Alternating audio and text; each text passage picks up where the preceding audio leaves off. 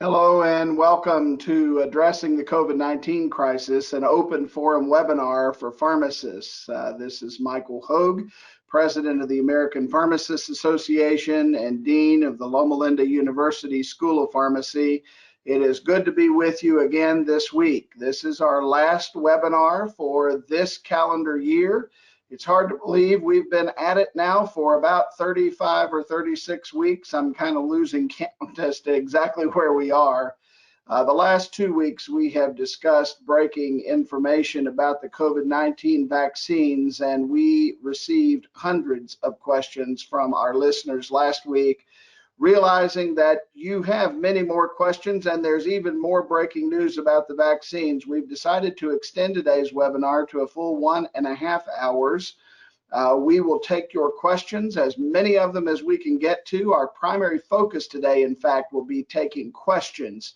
We'll have a few things we'll present, but mostly we're going to be answering your questions. We have questions that were left over from last week that hadn't been answered yet that we'll get to. We've got a whole lot to cover today. I'm very pleased that we'll be having join us today our same panelists that we had joining us last week, our experts, Colonel John Grabenstein. Dr. Grabenstein is editor of the Immunization Action Coalition and president of Vaccine Dynamics. I know a familiar face to all of you, as well as Dr. Steve Foster. Dr. Foster is the APhA liaison to the ACIP, a role he's functioned in for about 20 years. He's a retired captain of the United States Public Health Service, and he's going to share with us about ACIP's recent actions and a little bit about their upcoming meetings. We also have another expert with us today, and Mitch Rotholz. Mitch is APhA staff person who primarily liaisons with the Centers for Disease Control and Prevention and other federal agencies and partners, and keeps pharmacy in the mix in those conversations. And we appreciate Mitch's efforts in that regard. He's the Chief of Governance and State Affiliates for APhA and the Executive Director of the APhA Foundation, which, by the way, it's the end of the year, and if you're looking for a place to make a charitable contribution, I bet you Mitch could help you out on that. We'll also have with us today Mike Baxter, who's Senior Director of Regulatory Policy, in case we have policy-related questions, and we have Dan Zlott, our clinical expert on staff, Senior Vice President of Education and Business Development, if we have anything come up related to those clinical pieces. We will be taking primarily your questions today, however, on the vaccines. And of course, we'd love to hear your stories. If you have already been involved in the vaccination efforts and you have pearls and tips of wisdom to share with our audience, we'd love to take them. We don't anticipate unmuting people's lines today for questions because we want to get to as many as we can. We will take your questions in the question box, which is located in the GoToWebinar control panel there on the right side of your screen. So we would ask that you would just enter your questions there as you think of them. You can start now, put those questions in right away. We'll address them, just as many of them as we possibly can as we go through today's webinar, and hopefully you'll find this informational.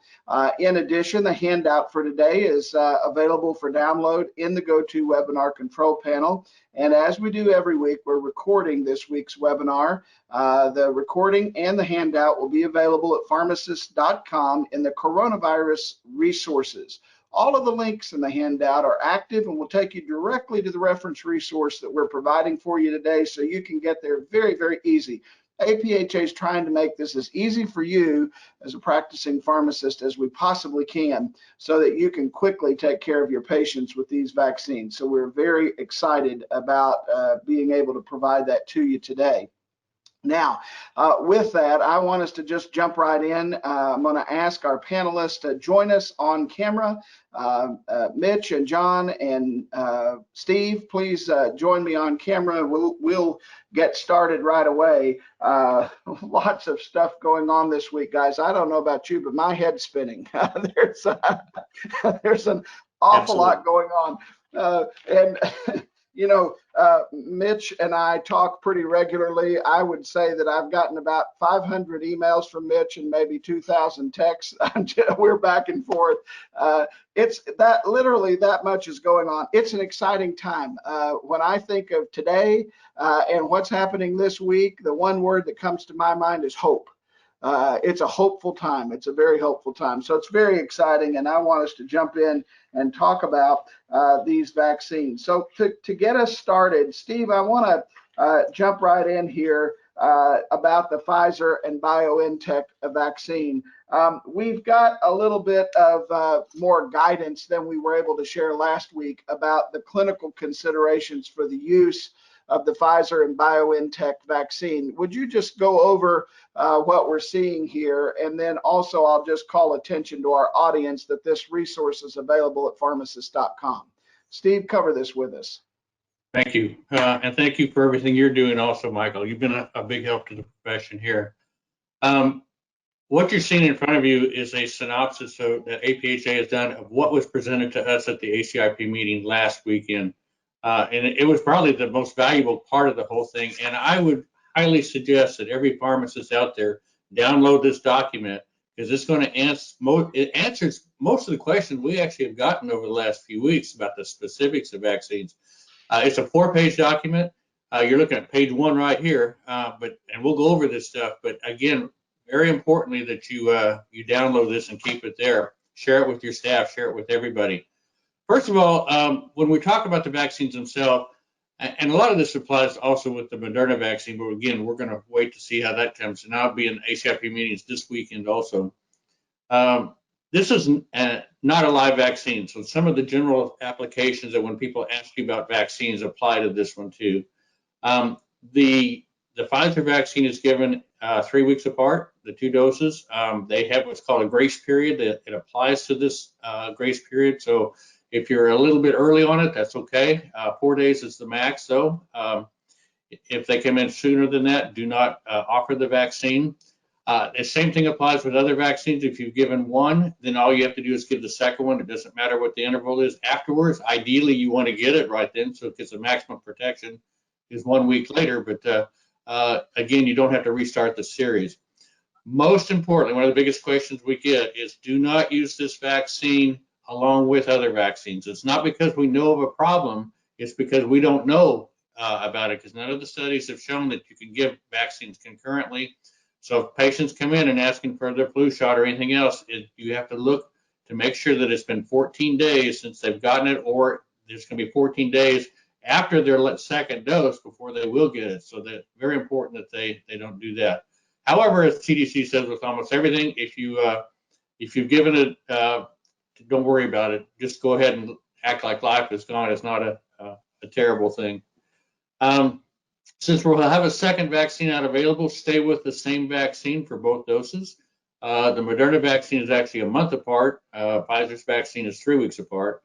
And once again, if you've had any type of monoclonal antibody or you've received any type of serum, etc., make sure there's a 90-day period before you get the vaccine because of interference for that too. So, John, I'm going to ask you just a quick question here. Let's just back up just one slide, if you don't mind. Let's go back to this slide. Let me ask you a question here, John. So let's say, Steve pointed out to us that that second dose could be okay, that 3-week interval, if it's down to day 17. What if somebody were immunized on day 15? Oh, the pharmacist miscalculated the day or whatever, and they got the second dose on day 15. Do we have to start all over for that? You do. The dose 1 would count, but you'd need to. Dose 2 is not valid, and so you'd need to wait an appropriate interval and then give dose 2. Well, what about I read, I think that if someone were to get Steve the Pfizer vaccine and they came back in 3 weeks and got vaccinated with the Moderna vaccine, there was a bit of a mix-up. I think I read the CDC says that, well, we're not going to give them another dose because of limited quantities. We're just going to move on and not revaccinate. Did I read that correctly, Steve, in the CDC guidance? Yes, you did. So you are correct on that. And that's another issue along with that too, is if, For example, the patient came in and you only had the other vaccine. Don't give it to them. You wait till you can send them to the right place to do it, or wait till you get a supply, whatever happens to be. Yeah, and Mitch, do you have to get the vaccine at the same location? I mean, could I get a dose today at the hospital, and then let's say my 3-week dose is available at the community pharmacy? Can I get it there? Is that okay? Sure, and that's one of the reasons why we're having providers report the vaccinations into the immunization registries, as well as give the patient the record card so that they can have it with them that tells which one they got and when they got it. Those will be in the kits that come with the vaccines. Right. And Mitch, just real quickly, they'll be set at the same time as the vaccines. Yeah, real quickly, we now have seen the kits that come with the vaccines and have a little bit better idea. Is there anything about those kits that you think our listeners need to hear about in terms of what they're receiving? Any important tips about that? Just one of the questions we commonly have gotten before the kits actually got sent to providers is, do they have safety needles with them? And yes, they do have safety needles with them, and so that's in there. The record cards are there. Different lengths of needles are in there as well to help providers meet their patient needs. That's fantastic. So for those of you who haven't received the vaccine yet, rest assured that exactly what the CDC said was going to happen has happened, that providers have received not only vaccine, but they have received the kits that are required for reconstitution, dilution, and for the dosing of the vaccine. So that's reassuring. Now let's move on to the next slide. John, I want to get you and Steve both involved in this conversation. Let's take the scenario of a patient who has had COVID-19 before. Can they have the vaccine, and how soon can they have the vaccine? John, how about you give us the answer to that one? Yeah, so everything on this page is per the ACIP. This is not just us making it up. And it'll appear in the MMWR in due course, short period of time. So if you have somebody that is in front of you has had documented COVID-19 disease, the CDC, ACIP do want you to vaccinate them because we don't know how long, there are repeat cases. We don't know how long immunity lasts. Hopefully vaccination is more vigorous than the natural infection, but there's no rush.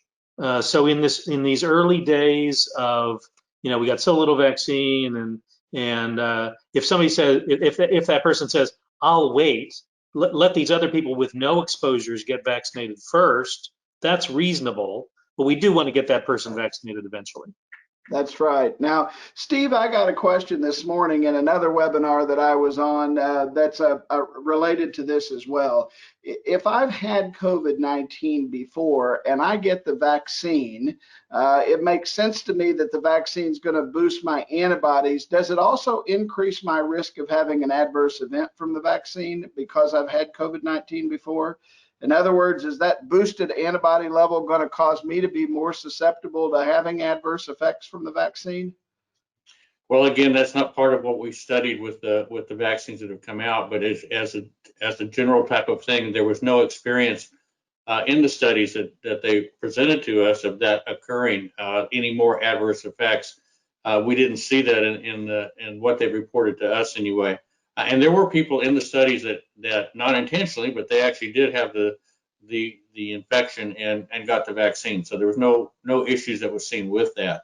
However, once again, if you get a phone call from somebody who says, I think I was just exposed, the idea is that these are mass vaccination sites. We don't want that person around the vaccination sites to potentially give the disease before the vaccine has a chance to have its effect, which again, the maximum effect, as we've seen from the previous studies, is about 1 to 2 weeks after the last dose. So again, it's just we don't want them exposed, and if they've been exposed, we want them quarantined until that time period before we actually vaccinate them. But it's just a protection for the users.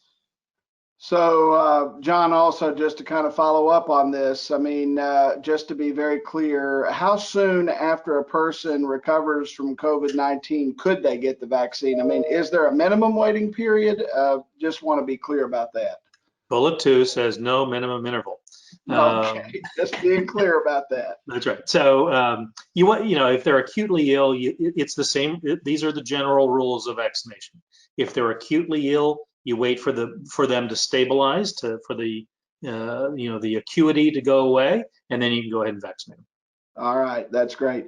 Okay, now what about someone who's under quarantine because they've been exposed to COVID-19? What about those people? What do we do there? This one's a little intricate. So if they're in their quarantine period, the issue is bringing them into that site with a whole bunch of other people may not be a particularly good idea because of the potential of exposing all the other people around them while you're going to get them vaccinated.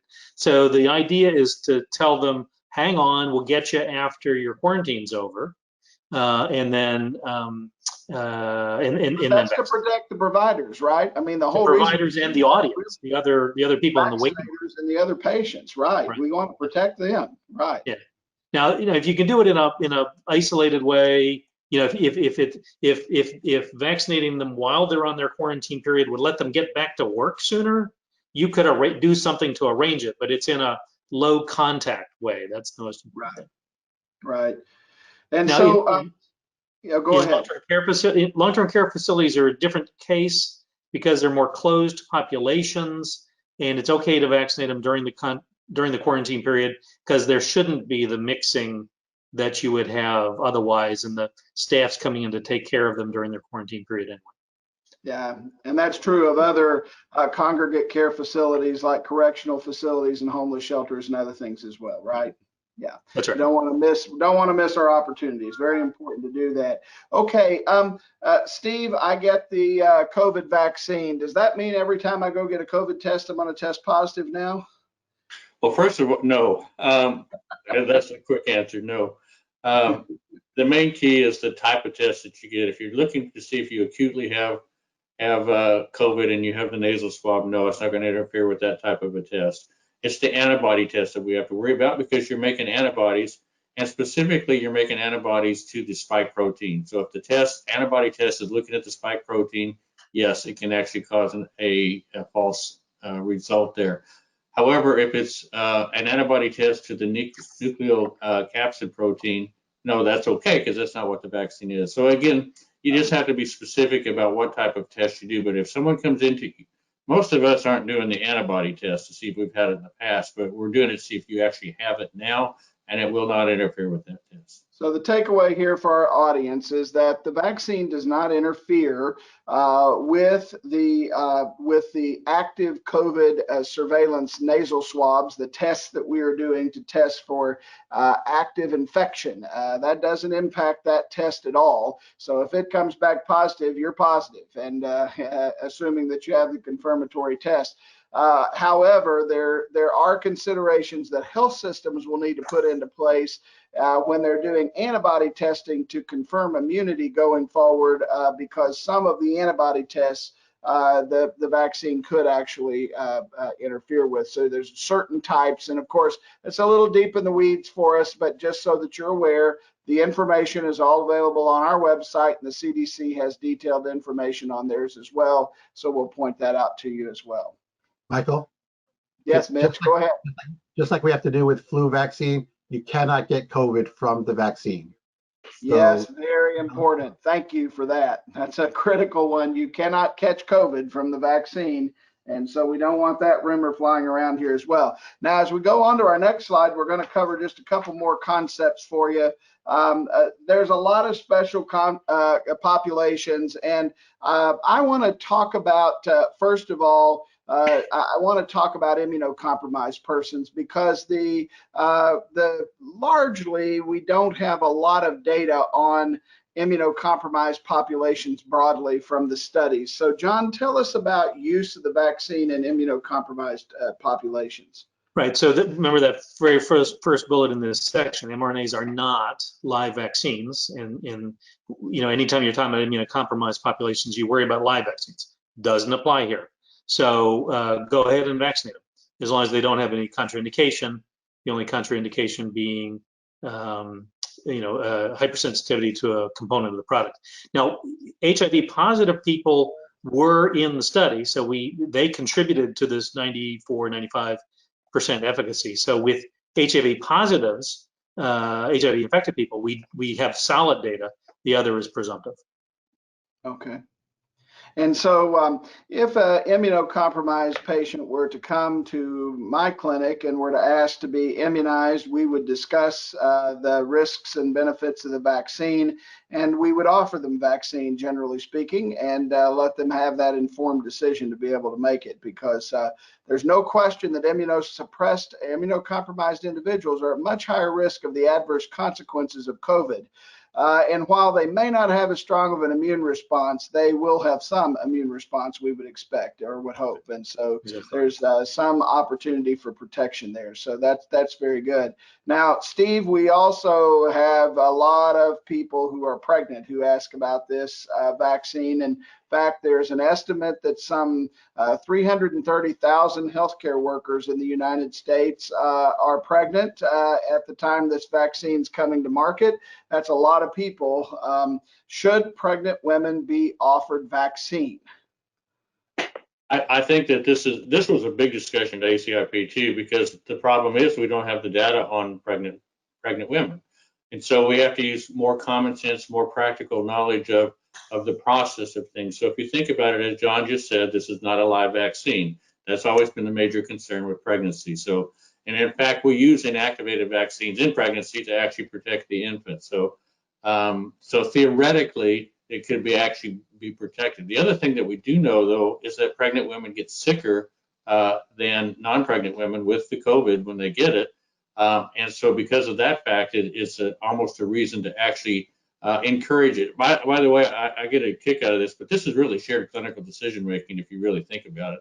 And it's why we've been saying all along, this is the same thing that we've done forever with vaccines. It's nothing that's quite new.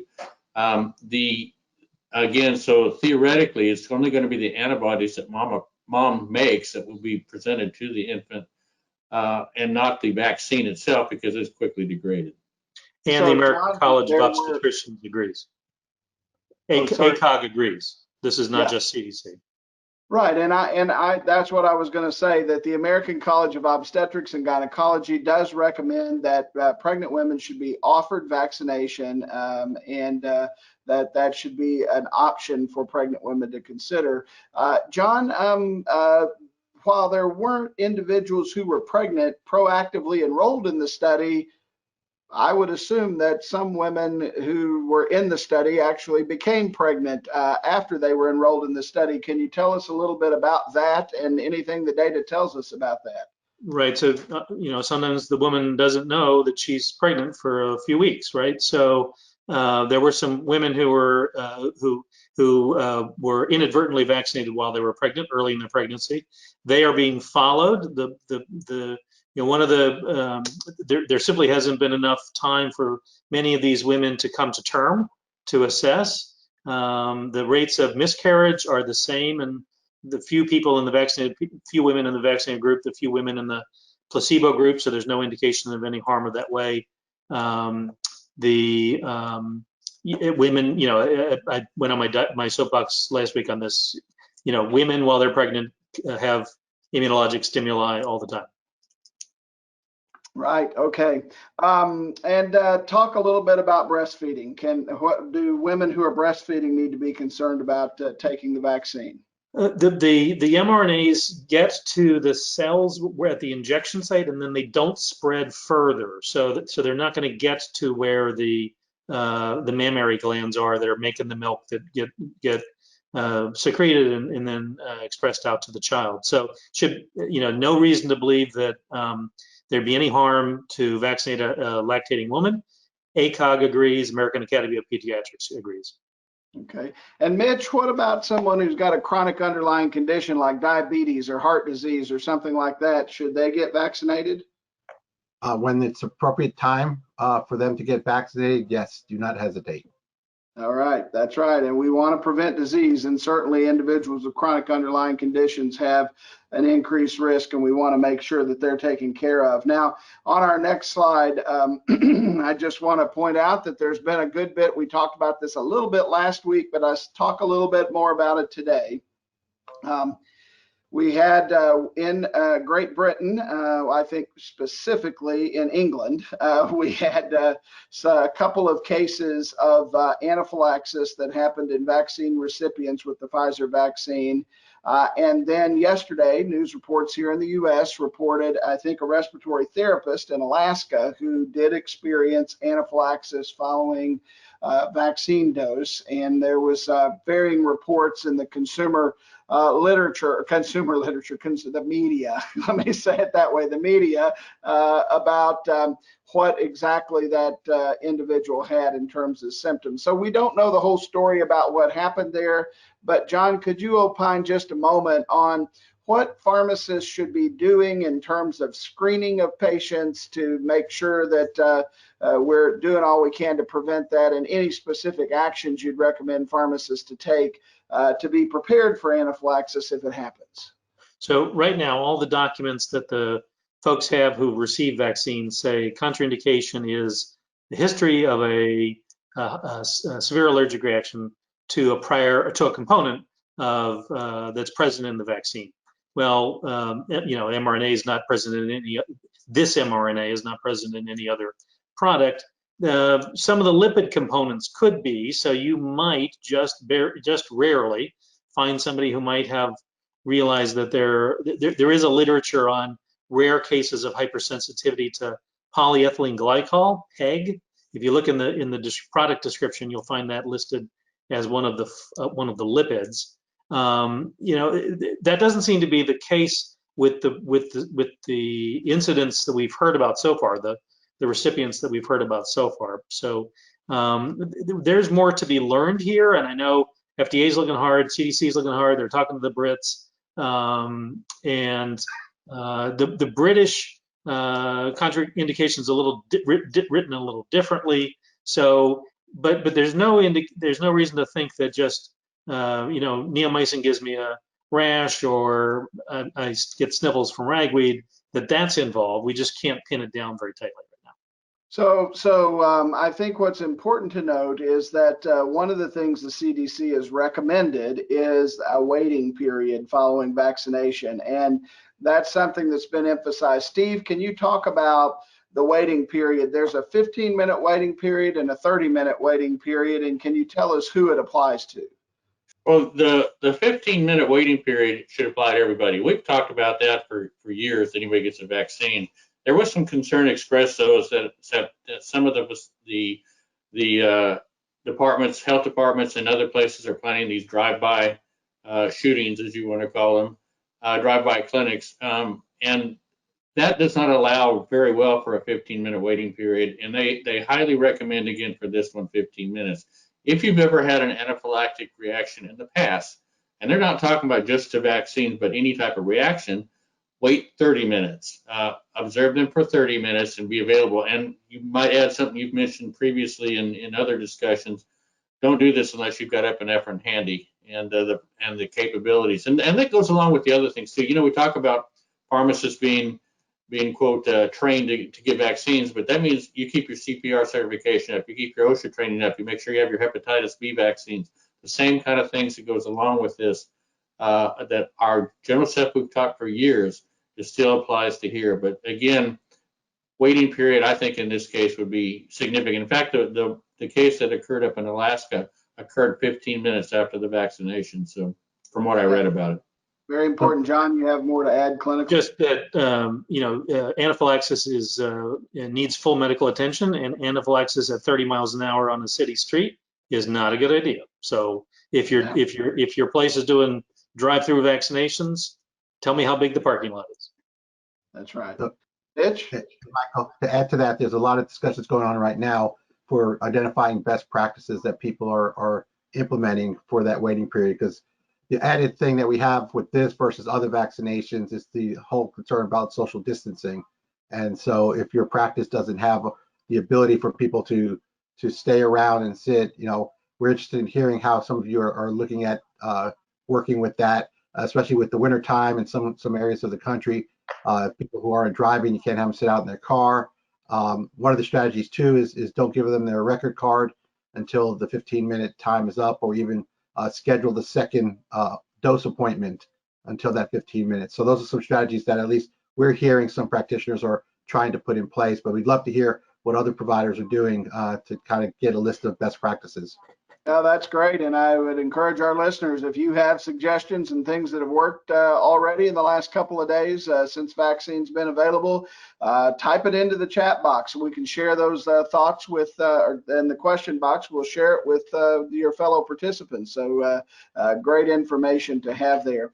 Now, I want to go back to a couple things that we've gotten some questions on for clarification of things that we've already talked about, but just to be very clear, the question is, can we please be more clear about what the ACIP recommendation is on offering the vaccine to pregnant and lactating women?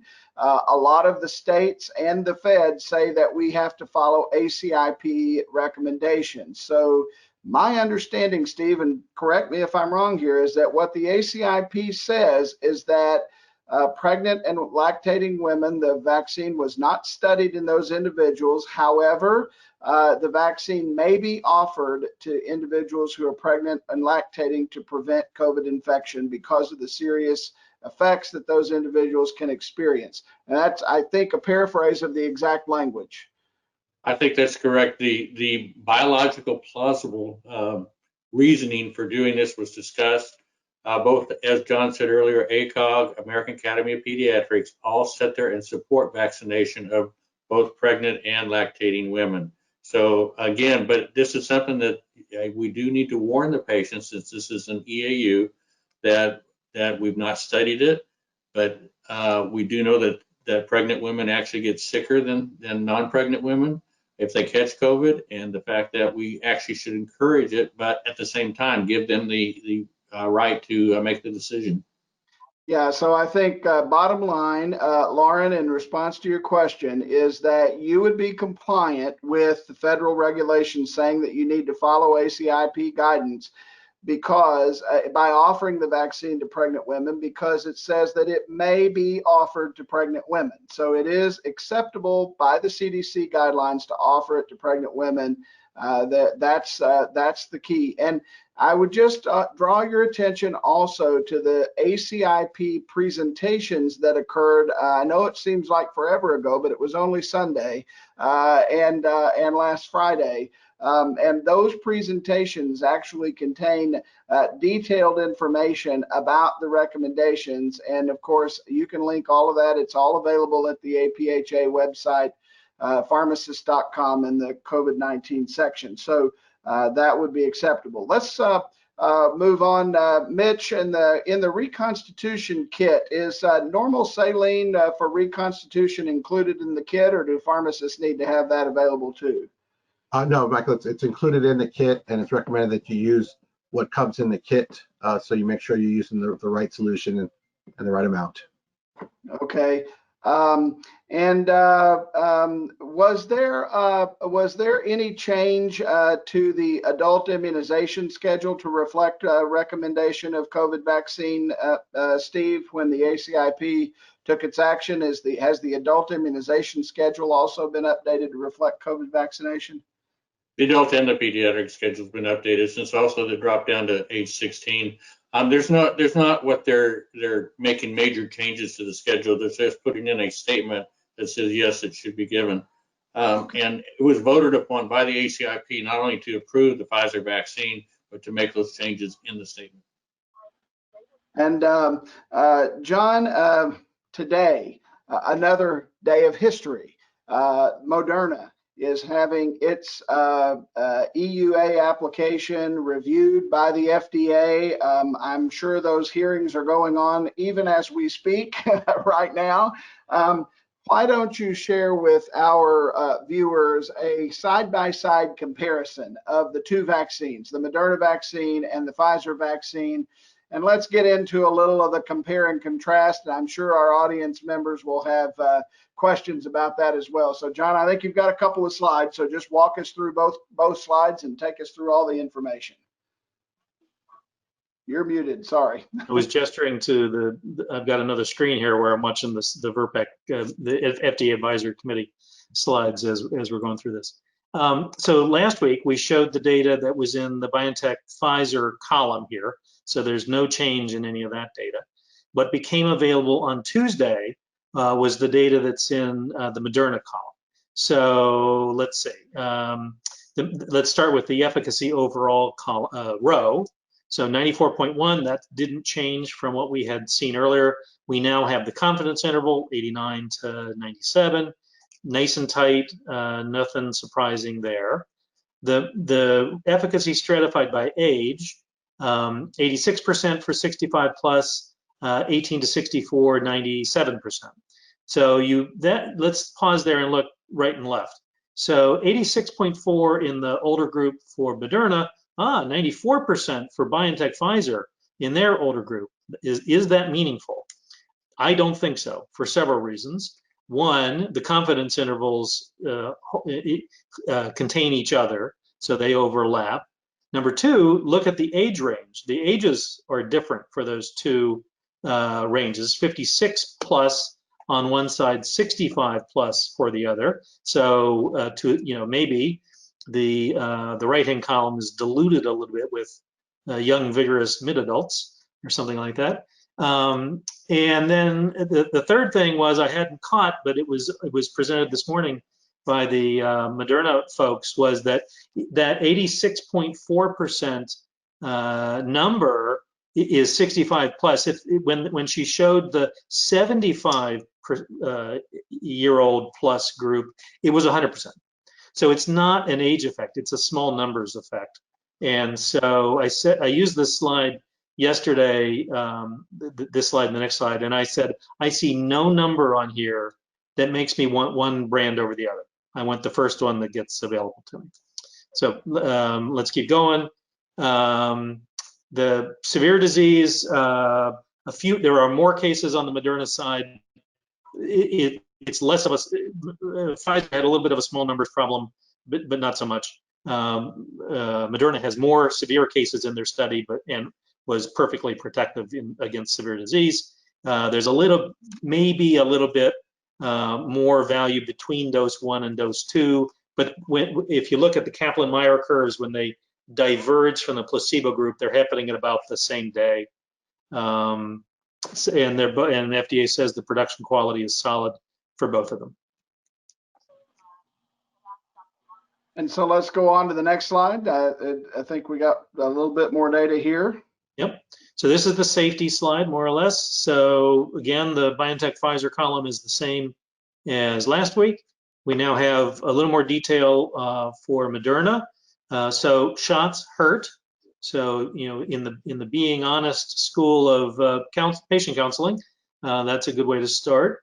I don't see any meaningful differences here. The grade 3 events, they're a little more and a little higher on the Moderna side. That was what sparked that, which is the advantageous product. Part of this is how the data collection form is presented, the sensitivity to looking for things just a little bit more sometimes can in the Moderna were all Americans, and there may have been there were more overseas sites, I think, on the Pfizer side. Anyway, I don't see any of that as differential in me wanting a product. For both products, adverse events were more common after dose 2 than after dose 1. No meaningful imbalances. The deaths were not, as you can see, actually fewer in the vaccine group than the control group. Again, we don't expect 0 deaths when when 1 million people, even younger working populations, are vaccinated. There'll be some deaths, but not causal. Moderna also had some Bell's palsy cases, 3 in the vaccine group, 1 in the placebo group. In the BioNTech Pfizer study, they were not clustered in time. They were very wide ranging. They were a little tighter in the Moderna trial, but if you go through the FDA documents, it talks about, this person had a prior viral infection and somebody else had something else that makes you wonder. Hypersensitivity we've talked about already. That 1.5 to 1.1%, I don't think was statistically significant. None of them were severe. We're still trying to puzzle out what this hypersensitivity thing is. Yeah. Okay. Look, lots of questions we're getting coming in, so I want to try to address a few of these here related to the two vaccines. So just to put a fine point on the pencil, it seems as though these two vaccines are equivalent, that there really is nothing in the data that tells us that one is superior to the other. And so your recommendation, John? I will happily take whichever one's available to me first. Okay, so whatever you're offered, probably go for it. When you get the opportunity, go for it. Now let's talk about another issue that's not discussed on the slides here, but it's been one that we've gotten questions from our viewers on, and also questions last week, and that's about nasopharyngeal carriage of COVID-19 virus following vaccination. What do we know about the ability of someone to carry COVID-19 in their nasopharyngeal passageway after they've been vaccinated? Does this vaccine prevent carriage? Steve, do you want to start with that? And actually, I'm probably not the best one to start from this, because you actually have more information on this than I do. I understand we're going to talk about that this weekend, but we've not really discussed this at ACIP. Yes, there is nasopharyngeal coverage. That occurs with COVID. That's how we actually spread it, particularly in the asymptomatic person. So we know it's there. With any vaccine that comes up, there's probably more to it than we really know in the protection against this type of thing. But again, the specifics are not studied, and I'm not aware, at least to me and to the ACIP that we've seen yet, they've not presented data to us on that. So I'm going to pass that to someone else that might know. so John, you want to take a stab at it? So AstraZeneca, well, sorry, we'll skip AstraZeneca. Moderna reported today a slight reduction in vaccinees compared to control group between doses 1 and 2. And they called it asymptomatic infection. You phrased your question as in pharyngeal carriage, which isn't quite necessarily the same thing. I got to think about that a little bit. But it's suggestive. They didn't give a statistical test for it. I hope they're not talking about that now during the VRBPAC meeting, because then I'd miss it. But maybe you know something I don't know. Yeah, I think Moderna does have a little bit of data, but the bottom line on this is that neither of these studies were designed to be able to check for this, to be able to test carriage, and it really is the holy grail in many ways. If we had a vaccine that not only prevented serious infection, but also prevented nasopharyngeal carriage, or the ability to carry and transmit the virus to someone who's susceptible, that'd be awesome. That would be sort of like the wonderful thing that we would hope that would happen. But right now, we do not know the answer to that question, because neither Pfizer was asked if they had any data about that by the VRBPAC during the VRBPAC meeting, and they did not reveal any data if they have it. And Moderna did today release some data following dose 1, but it was not significant. There was no analysis of it that was done in a traditional way. So yeah, absolutely. So the answer to several of you have asked this question is, we just need to wait and see. At this time, this is one of the reasons why it's so important that even if you get vaccinated, you still have to wear a mask. We still have to do our normal protective activities in order to prevent spread, especially right now when we're having the highest rates of COVID that we've had. Wearing a mask, social distancing, washing hands, all those good things that everybody's tired of doing, but that we have to be persistent and keep doing. So we got to keep up with that. Okay, let's do this. I want to get the staff to bring up our poll questions, and then I'm going to cover some safety information. We've got a couple of poll questions. First question, I want to just make sure everybody out there listening is awake. Have you personally already received your COVID vaccine? And I guess if you're scheduled to get it today, we'll count that as received. So what's your answer here? Have you received your COVID vaccine yet?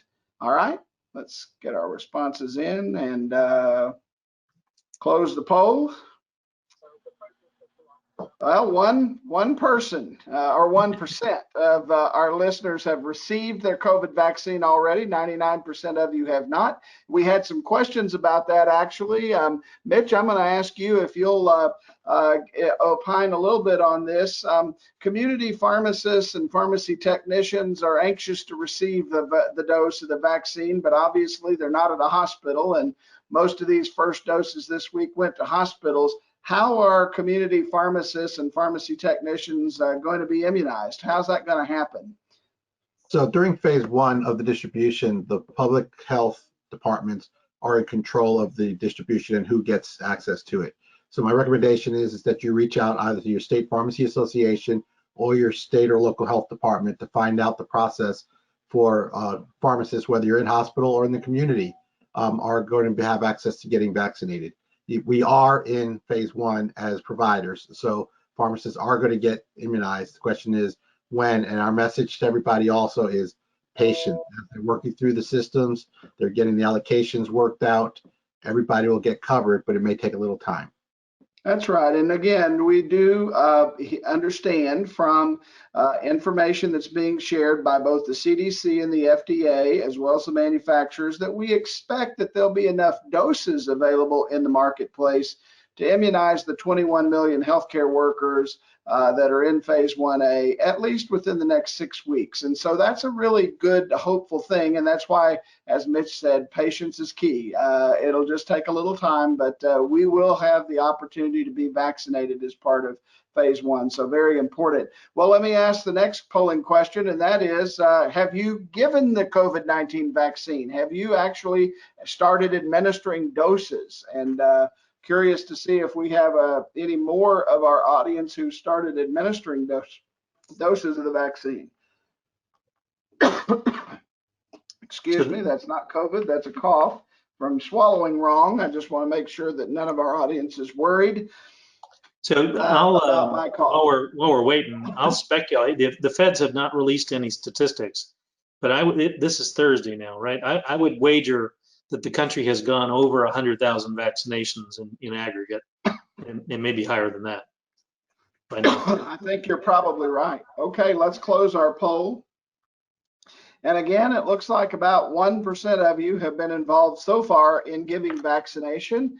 I will tell you that I've shared with our crew before we came live on the webinar today that after I finish our webinar, I'll be donning my scrubs and heading over to join my students and faculty in the medical center here at Loma Linda to administer doses of vaccine to our healthcare workers here within our facilities. So I'm really excited about what today holds, and I know many pharmacists we're seeing on Facebook and Instagram and other social media have been very involved. I'm very proud to see our profession on the front of newspapers and so forth. Now, I want to share with everybody that APhA strongly supports pharmacists promoting the federal Vsa program. The Vsa program is being promoted by the Centers for Disease Control and Prevention. It was created to help do real-time safety tracking using smartphone technology among all vaccine recipients. And we advise that you, as a pharmacist, promote Vsa to your patient population. Even if you're not currently administering vaccine doses in your pharmacy, having posters about Vsa available to your patients will help remind those who might see the vaccine or get the vaccine to sign up and use the Vsa tracker. This is going to help in real time. If you experience anything from a sore arm to a fever to anything, you can report it in real time in Vsa, and the CDC is then notified and can be able to keep up with what's going on with the vaccine. In addition to that, and perhaps in my mind more important, is it sends you a reminder when it's time for you to get your second dose. And I don't know about you, but I kind of need reminders once in a while. So that's very helpful. And then if there's any very significant health impact that's reported in that in the Vsa Finder, the CDC will actually call you and talk to you and ask you questions and see if they can figure out what's going on. And so this is really unprecedented in our country to have this kind of safety system in place to track in real time what's going on in terms of post-marketing surveillance. I've never seen an effort like this. It's incredible and pretty exciting that we're able to have this. And so I just want to encourage everybody to use that.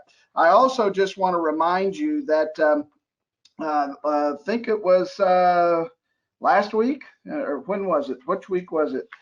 Tanya Myers, I think the next slide has Tanya Myers, Dr. Tanya Myers from the VSafe team lead, and she provides a little bit of an overview here for us about the VSafe program. You can download the video and slides from the active link that's here in your handout to get more information about the program, and beyond that, what the CDC is doing relative to safety. And John, tell us about the VAERS program, because I think that's another thing we need to be reminded of. Sure. So the Vsa program is, I think you said it, but it's longitudinal. So it's going to follow it's like a electronic diary in a sort of way. So it's going to follow your experience through the course of your vaccination. Only some people are going to sign up. Not everybody's going to sign up for it for whatever reason, but anybody can contribute to VAERS, Vaccine Adverse Event Reporting System. It's a 40-year-old program that collects all sorts of any vaccine, any event, any period of time, any submitter. It's the early warning system. It's a signal detector to say, hey, there's one over there, and there's one over there, and there's one way over there, and they don't know about each other, but VAERS knows about it once everybody reports. So have a low threshold for filling out those forms. It was included in your training program, and it's vaers.hhs.org, I think, maybe even vaers.gov might actually get you there, and vaers.org will get you there. And especially these hypersensitivity reactions, while we're trying to figure it out, that's or the Bell's palsy ones, but not just those. This is something strange happens, send it in, and by aggregating these things, we can make sense of it. I also want to be very clear that coming off of this, we're going to start getting into more and more questions now, but one of our audience questions asked for some clarification of a previous comment, and I do want to be clear about this. If a person receives a vaccine dose early before day 17, we are not restarting the series. And John did not say that. So there were some, I think, on the questions that. Yeah, I started to say something and I corrected myself. Dose 1 always counts. Yeah, dose 1 counts. If dose 2 is wrong, you may need to redo dose 2. And so right now, I think the CDC's guidance is that because there's limited quantities of vaccine, if someone received it early, we're going to they got 2 doses for now. We're not going to do anything about that. That's what the CDC's guidance says currently. But we may in the future, because of what we know about interference of antibody response, have to readminister that. But be very clear. Everybody needs to be very clear.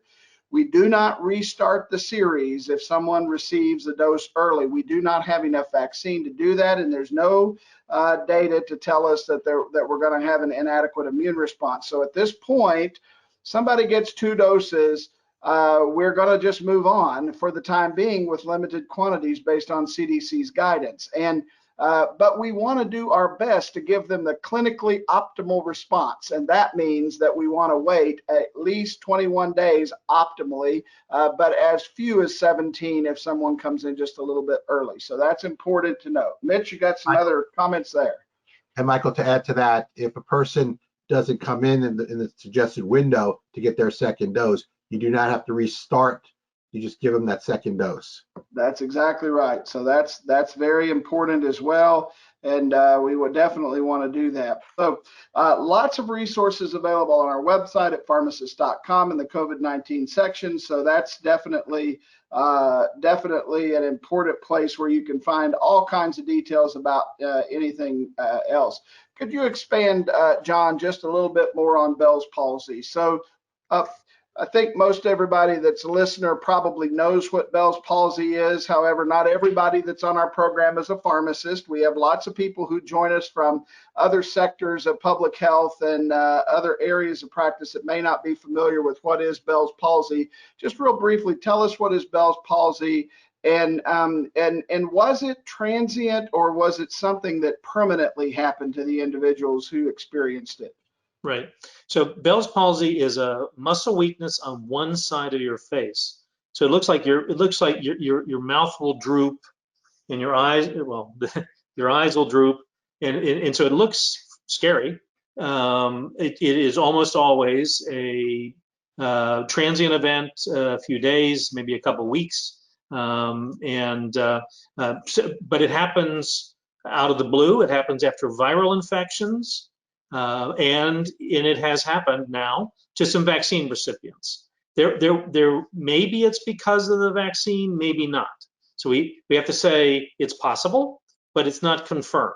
There was a case, 10 or more years ago, of a influenza vaccine in Switzerland, a brand in Europe not used in the U.S., where that influenza vaccine was associated rarely with Bell's palsy, but just in 1 year and not a repeat thing. So idiosyncratic. So in these mRNA trials, in the Pfizer trial, can you go pull back to that slide with the safety data on it? It might be a little clearer. In the Pfizer trial, there were, so come down to the bottom, blue row, over on the right side, there were 4 cases in the vaccine group, none in the placebo group, in the control group. They happened 3 days, 9 days, 35 days, and 47 days, or something like that, after vaccination. That is not clustered in time. That's here, here, here, and here. And you know, cause and effect is going to make it more like a Washington Monument kind of graph, you know, clustered in time. That didn't happen. Is that a complete exoneration? No. It might be the vaccine. It might not. On the Moderna side, what we found out in the last couple of days, 3 cases in the vaccine group, 1 in the control group. They were a little more tightly clustered in time, 22 to 32 days after vaccination, but not quite so imbalanced. And the FDA documents talk about one of them was after a established viral infection, and there was another clause on another one of the 3 cases. I forget what it was. So at present, if somebody, you know, you're talking to a patient, you yourself are worried, it might be the vaccine, it might not be the vaccine, but it still is. It's a transient event. It is relatively uncommon, and remember the disease you want to prevent. And anybody who's treated Bell's palsy cases on the panel who wants to comment further is welcome to do so. Okay, going to move on to other questions. Thank you for that overview. It helps with Bell's palsy and understanding that. Dan, because you worked at the NIH previously, I've asked you to join us on camera. We have questions about the mRNA technology, and I think maybe it'd be good for you to talk about this just real briefly. mRNA products have been studied for over a decade. You talked about that, I think, on one of your 15 on 19 CE programs, and then talked about it previously. Why in the world is it that, if that's the case, that none of them have ever been brought to market? And are we to be concerned about this having been rushed because of, you know, it just doesn't make sense. Why is it that we've studied them for years and nothing's ever come to market? That's a great question, Danielle. Thanks for submitting that. And I think the reason is because of what they were studied for. So early on, most of the mRNA vaccines were being studied for either cancer treatment, cancer prevention. So we were trying to boost immune responses against cancer. And so they're very effective in terms of generating immunologic responses against tumors. So you can develop antibodies against tumors. You can develop T-cell responses against tumors.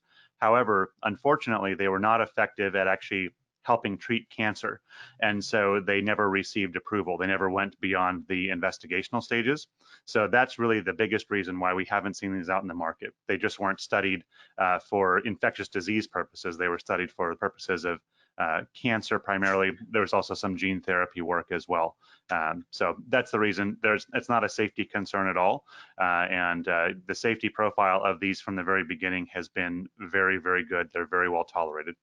So why, John, did we, John or Dan, why did we move immediately to mRNA technology as our first option for vaccination? Seems like there's an awful lot of other technologies out there. What made the NIH think about mRNA technology as potentially effective? Any insights on that? They could create clinical supplies faster than could be done with the traditional recombinant subunit type approaches. That it's not coincidental that the two mRNAs are, delivered results soonest, and then the adenovirus vectors will be the next two, and then the others will come after that. Yeah, I completely agree with John. I think there's some other advantages as well that we won't go into all of them, but mRNA technology has some significant other advantages in terms of the manufacturing processes, the lot-to-lot stability or consistency over some of the older approaches to generating vaccines as well. So it's a characteristic of the pathogen that it's working. There's some mRNA. There was Moderna was offered Merck its respiratory syncytial virus mRNA candidate, and Merck eventually gave it back. It wasn't satisfied with the clinical trial results. So it's the match between the technology and the pathogen, the virus, led to success here, not just the technology. One of our participants suggested if this is working this well with COVID, maybe we need to develop a flu vaccine using mRNA technology. Yep. I'm absolutely certain folks are looking at that and would probably consider that. So Dan, thanks for joining us for the answers to that question. We really appreciate it. Let's just clarify a couple other things too. There's a little confusion about the rate of severe adverse events reported in the Moderna trial versus the Pfizer trial. I wonder if we can go back to the slide where we do the comparison of the severe adverse events, and if you could speak to that just a little more clearly, John, in terms of what's there and what's not there. Sure. So the numbers there are the grand total of anything. So that's every organ system, and the documents, both from the company and from the FDA in both cases, list them one by one. And it's, there were a heart attack, heart attacks 1 and 1. I don't know, cancers 1 and 2, 2 and 1, and it's any serious adverse events, and then they get to go in and say, well, do I believe that it was related to the study product, to the vaccine, and that's where and the answer to that was no. And so Bell's palsy is not serious in the definition of serious as used there, and none of them were anaphylactic reactions, and the most meaningful line in that row might be no meaningful imbalances. There was it was the 0.2% and the 9.7, 00, 4.6. It's the sum of 20 different organ systems, and when you aggregate them all together, they're not meaningfully imbalanced. Okay. All right. So what you're saying is that you've got to look carefully at how the statistics are being presented. It might look like there's a percent increase, but one more case than the other is 50% higher. So if there's only one case, so be careful with the percent statistics. Look at the numbers and look at the incidence of some of these things in the general population of people who aren't vaccinated and determine whether this is coincidental or causal, and it's a more complicated issue than just simply percent statistics. So the fact sheet that we've already seen for Pfizer and presumably is in its final negotiation stages for Moderna, the last 19 pages of that document are the prescribing information, and this is all laid out in there. And so you've got the detail in that fact sheet, if you want to go look at it. And part of the reasoning here is whatever's plausible. It's not plausible that something going wrong causing a heart attack would be the mechanism to cause hepatitis or something like that. So, inflammation of the liver. And so that's why, just those two numbers aren't that's not the full comparison. That's summing up these laundry lists. Yeah, and also just terminology I want to be clear about is, does it mean anything that Moderna calls these severe and Pfizer calls them serious? No, that may actually have been my error. I better go look at that. Oh, that may be the Thank you error for pointing that out. Dr. Ravenstein. Okay, so there's that may be an error in the creator of the slide and not in the way that an extra candy cane for whoever pointed that out. Okay, Dr. Foster, you've got a comment, I think. Yeah, I think the other thing that John is mentioning too, when you look at the absolute number here, a lot of these things occurred at a long distance from the vaccination time itself. So they also have to take that into consideration. When you have an effect that occurred 2 years after a vaccine versus something happened immediate, there's some relationship to that. I just want to point that out. Yeah, that's great. Yeah, that's very good. So let's talk about patients who are on steroid therapy. Should they receive the vaccine? Any risks here? I think we talked about this a little bit early on. Steroid therapy is an immunosuppressive therapy if it's at a high enough dose. High dose, not all long steroids. term. Yeah, long term and high dose. So, immunocompromised patients may very well benefit from being immunized with the vaccine, and certainly not a contraindication. So I think offering the vaccine is very appropriate. Do I have agreement there with my experts? Seeing nodding heads, yes, and that means that. Let's talk about what is the definition of a grade 3 event. So there's a lot of, if you're really reading into the studies, you'll notice that there's adverse events associated with vaccines are graded based upon the severity of the adverse event. And so what constitutes a grade 3 event? John, you want to speak to that? Interfering with normal activities. So fatigue is on the couch fatigue. Muscle ache might be can't lift a box over my head.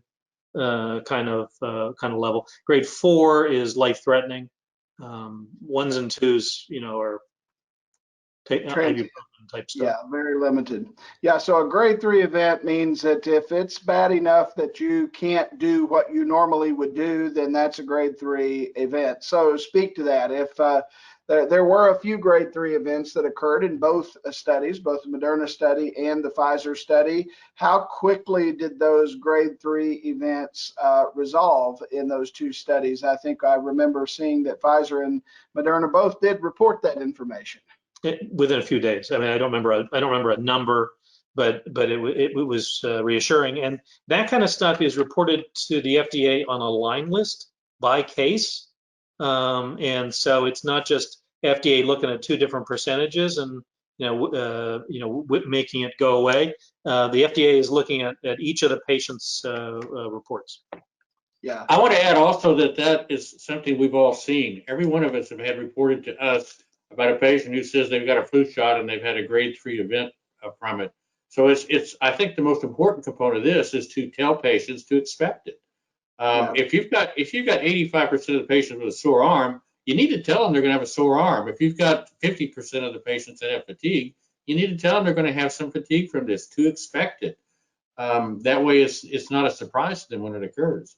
Yeah, and I also just want to point out, I think it's very important to be honest about the adverse events. Of course, in the healthcare workers, as a hospital-based clinician now, I think a lot about how we can get people back into the workforce quickly. It's important to know that the vast majority, and when I say vast majority, I'm talking about 90+% of the adverse events of any grade that happened in the studies occurred within the first 3 days following vaccination and resolved within 24 hours of their initial occurrence. And so that's very important to note in both studies that at these kinds of adverse events that we see, both those that are transient and those that are grade 3, usually occur within 3 days and usually go away within 24 hours of their first appearance. So that's another important thing to talk to people about so that they don't get too concerned. I mean, you want to be honest with people, but you also want people to not be overly concerned that they're going to be sick for a week, for example. That's just not the case. They won't be. And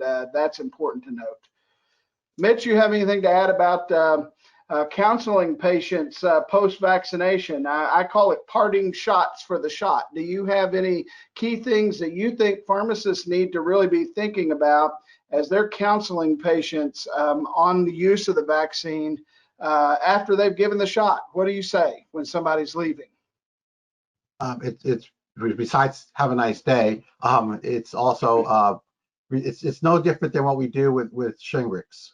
Is we remind them about what to expect, and then what to do if it goes on beyond the 48 hours or 32-hour time frame is what to do after that. But I think giving them the expectation of what to expect is critical, and that having that open discussion and the opportunity for if they have a question, just always ask, do you have any questions remaining after this encounter? That's important for them to know that they can always come back to you to ask a question. Yes, and also don't forget to tell your patients about the Vsa app. And I'd advise you, there's flyers that the CDC has available. They're available on our website as well at pharmacists.com. Flyers for Vsa, and there's a QR code that patients can just scan the QR code, and it allows them to download the app to their phone. I really think that that's an important parting shot we need to give our patients to sign up for Vsa. So Michael, in regards to that too, is the CDC recommends that you have that printed out there if they want to use, or don't send it electronically, but actually send it to them, and that this is something that the patient needs to do, not for you as the provider need to sign them up. It's for the patient to do, and that's another activity that they can do while they're waiting the 15 minutes, is go ahead and enroll in the Vsa program. Okay. And we've had a request to pull up the first slide of the comparison of the two vaccines. So we'll go ahead and put that back up on the screen so that our viewers can look at that more carefully. Let's also ask a couple other questions here. Today, we got a lot of news breaking, I guess it was late yesterday and today, that these 5-dose vials actually contain 6 or sometimes 7 doses of vaccine. And of course, I think we are rule followers. Pharmacists actually discovered this and discovered that perhaps we could get extra doses out of these vials and more than just 5 doses. So I just think maybe, Steve, you want to comment on this and tell us about what do we know? Does it make sense that there's 5 or 6 or 7 doses possibly in some of these vials? It certainly does. I mean, if you take a look at the volumes of the two ingredients and you put them together, it's going to add up to more. But I think that this is a wonderful opportunity for us to actually have more vaccine available. Even those out of a vial is a significant amount of vaccines that we can put in people's arms. There's a couple of guidances that go with it. One of the guidances is if you've got 6.5, don't try to get the half out of there. But if you get 7 out of there, then go for it. So it's, I think it's wonderful news. It means we've got more vaccine available than we thought. Yeah, so again, mathematically, if you take the volume of the frozen vaccine and you take the diluent that you're putting together and you put those two together, mathematically it adds up that there would be enough volume for 7 doses. Now, not always will you have 7 doses in the vial. It might only be 5 doses, or it might be 6. That's fine. The key thing here, in my opinion, is that you make sure that you don't shortchange anyone on their dose. It's 0.3 mLs of the Pfizer vaccine as a dose of the vaccine, and you do not want to shortchange anybody that dose. So very, very important that we give everybody the full dose of the vaccine so that we can get the immune response. And the second thing is, if I'm not mistaken in reading the FDA's guidance today, is that you cannot use partial doses from one vial and combine them with partial doses from another vial, because these vaccines are preservative free. And so we can have interference of sterility if we do that. So if, for example, you only had 0.1 mLs left in a vial, then you're going to need to waste the 0.1 ml. You do not need to use the 0.1 ml to combine it with a quantity out of another vial. And that's from the FDA's guidance that was provided to pharmacies yesterday, so that you are aware of how to do this. So John, Mitch, Steve, anything I have forgotten as it relates directly to the use of these extra doses that may be in the Pfizer product that we hadn't initially thought about? I would add the point about the fact that not switching out needles because of the dead space in needles. That is something to consider. Use the needle that comes with it. Don't, just because they say, well, it's a sterility issue, that doesn't mean that you can try it with another needle and switch it out, because there are dead spaces they take into account. Yeah, and just every extra manipulation is a sterility risk. So just imagine you're the recipient and you want a full dose and you want a sterile dose. That's right. And not only do you want that, you want a sharp needle. And the more times you inject the needle into a rubber stopper, you dull the needle. And the second thing is you bend the needle. And gosh, we don't want bent needles, because we're not wanting bent needles to go into patients' arms. So we got to be very careful with that too. That's important. And you want a needle of the appropriate length. If you have somebody who's overweight or obese at around the deltoid, you're going to need a longer needle to get in, because the open part of the needle needs to deposit the fluid in the muscle, not on the way to the muscle. Yeah, and speaking of the deltoid, let's be sure, ladies and gentlemen, that we hit the center of the deltoid. There's a injury called shoulder injury resulting from vaccine administration, or SIRVA, which is very widely known. And as Dr. Foster said on a podcast we were on this last week, we do not want to cause unnecessary harm to a patient by injecting it too high into the shoulder, into the articular space. That would not be a good thing to do. So we want to make sure we're in the central portion of the deltoid. And I think, as all four of us who've been doing this for now 25 years would tell you, we have always taught that you should be on the same level as the patient when you give the dose of the vaccine. And we've seen lots of pictures of immunizers who are standing above their patients in the last couple days, and I understand everybody's moving quickly. We get all of that, but we're going to advocate on this program, and APhA is going to advocate for you to use best practices, and that is that if your patient is seated, you should be seated. That's the best way to make sure that you're hitting the central portion of the deltoid and you're not getting into the too high into the shoulder, into the articular space. Anything you guys would like to add to that as well? Yeah, Michael, to add to that, if you're going to have your picture taken, please be wearing gloves and watch your technique. I kind of cringe when I see some of the pictures, and Steve Foster's been a big advocate of making sure that your hand position is leaning next to against the patient. So if they move, you're moving with them.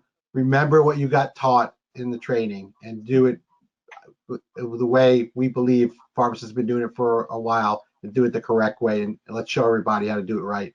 The other thing too, just Michael, to add to your question again, when you're done vaccinating the patient too, don't forget, remind them about coming back and getting the card, reminding them about the second appointment as well. So those are two other things to remind folks. And one other thing stuff about washing your hands when you get done too. That's right. Change your gloves between patients. Wash your hands. Yeah. So one of our listeners has asked, how long should the needle be for an obese patient, John? It can be as long. It may need to be as long as 2 inches. There's a table in the training materials that is by the body mass index, or the weight, being pounds and kilograms, and then the needle length. I don't have that memorized anymore.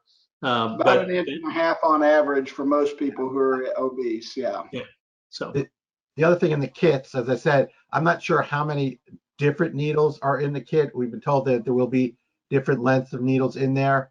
You might want to have some as backup in case you don't have enough in your kit. And I mentioned the volume of the dose for the Pfizer product. I don't recall off the top of my head what the volume of the product is for Moderna. I wonder if one of you know it off the top of your head or could look it up in the next couple minutes. 0.5 milliliter. 0.5. 0.5 ml. So it's different. So that raises a good point, Michael, about when and if you have two different products in the same building, you've got suddenly new medication error risks in documentation, in dose preparation, in administration volumes. And so you may want to have two different teams, or you may, think about it. Do you want to send one product one place, one product another place? But think about how you're going to have systems. Remember the APhA CE program from just a few months ago about how to avoid medication errors. And you want to have systems.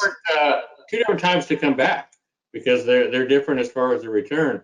So that's why it's really important that the patients leave with this card that says exactly when they come back. But have systems in place that where human nature doesn't get tempted to make an error. So 21 days for Pfizer, 28 days for Moderna. The other question, Michael, I got this week was the two doses for both either Pfizer or the Moderna. They're not different. It's the same amount for Pfizer, those two doses, and the same amount for the two doses of Moderna. I think people were confused, thinking, especially with Moderna, is the second dose a different amount? Oh, okay. Yeah, I was a little confused there by what you were saying myself. So the clarity is that the volume of the dose for dose 1 and dose 2 is the same, but the two products themselves have different volumes that you use by product. So the Moderna product is 0.5 mLs for both the first and the second dose, and the Pfizer product is 0.3 mLs for both the first and the second dose. No difference in the two doses. Yeah. So if your practice is going to have both of the doses, both of the vaccines in your practice, signage that just reminds you of the dosage on the freezer will be important for you to have up to remind everybody what's the difference in the doses. Yeah, and let's talk just real quickly about a couple other very practical matters. Tell us, why does the Pfizer vaccine have to be stored at such a cold temperature, -70, and the Moderna vaccine has a little more variability in the temperature storage? John, talk about that for just a minute. Tell us what are the differences in the storage and why? So BioNTech Pfizer, -70 degrees centigrade, -94 degrees Fahrenheit, really, really, really, really, really cold, dry ice cold. And the Moderna is merely -20 degrees centigrade, roughly 0 Fahrenheit.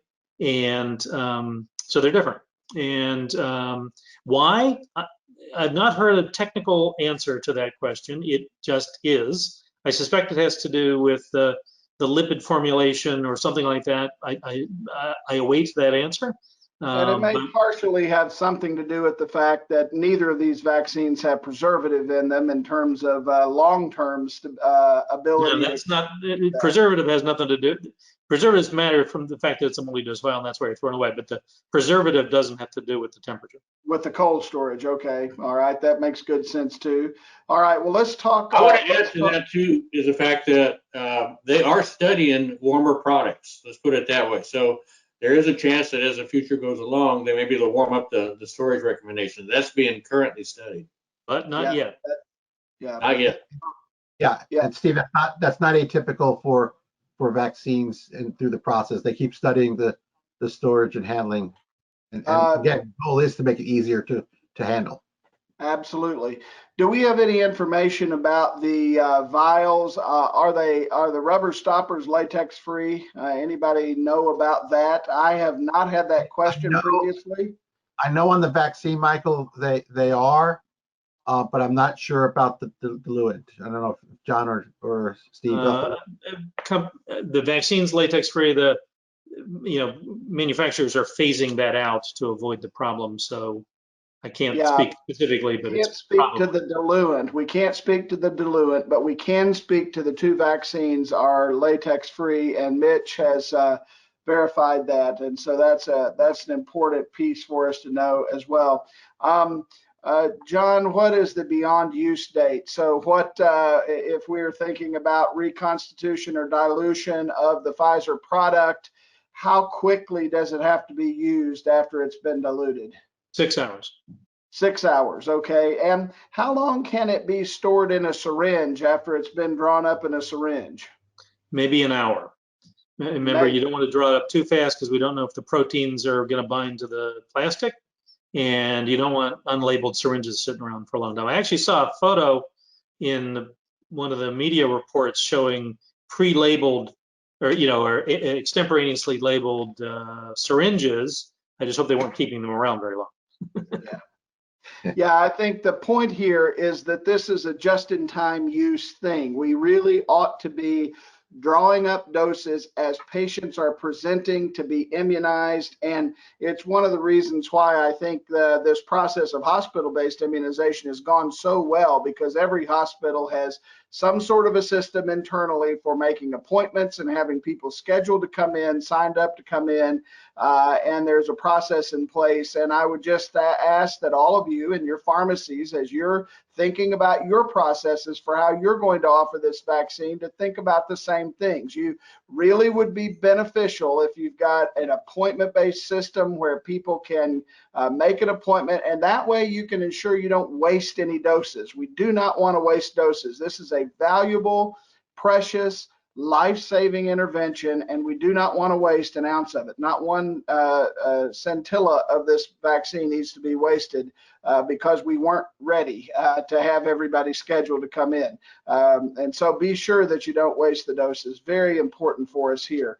Okay, we're getting near to the end of our time. So Steve, I'll take your last comment, and then I've got a cover a couple of other things real quickly with our audience. You're muted, bud. Sorry. My favorite statement. You're muted. There are 2 ACIP meetings this weekend.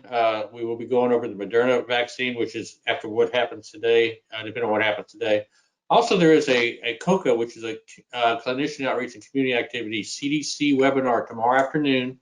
It's for clinicians and to talk about the 2 vaccines, and is entitled "What Clinicians Need to Know About the Pfizer and the Moderna Vaccine." So, if anybody wants additional that, that's tomorrow afternoon. You can just go to COCA-CDC on your search engine. It'll pop right up. That's great. Okay, let's, gentlemen, thank you. I just cannot thank you enough. You've given 3 weeks of your time to help us understand these vaccines, and I know you'll continue to give more time as we try to respond online. So thank you all for that.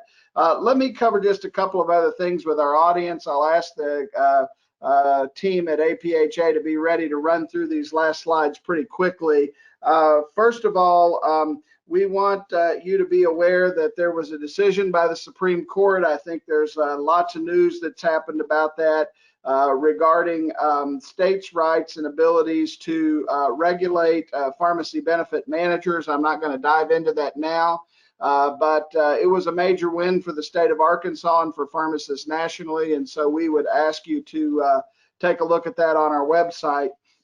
As we move on to the next slide, just be aware that as we're going into 2021, we have a new administration, of course, as the Biden administration takes over. We'll be working closely with the administration and the new heads of agencies as they come on board to extend the authorities that have been granted to pharmacists through the pandemic, and we'll work very hard to make sure that that's the case.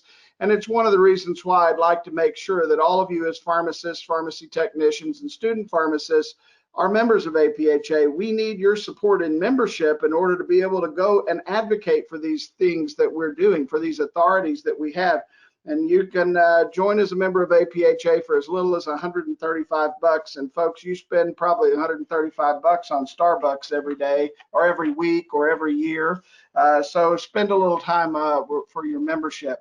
Also, if you haven't heard, Steve and I did a podcast, Locked On Pharmacy podcast this week. That's available online for you to download. We shared some more facts about the Pfizer vaccine. We'll do the same thing again early next week with the Moderna vaccine so that you have that information.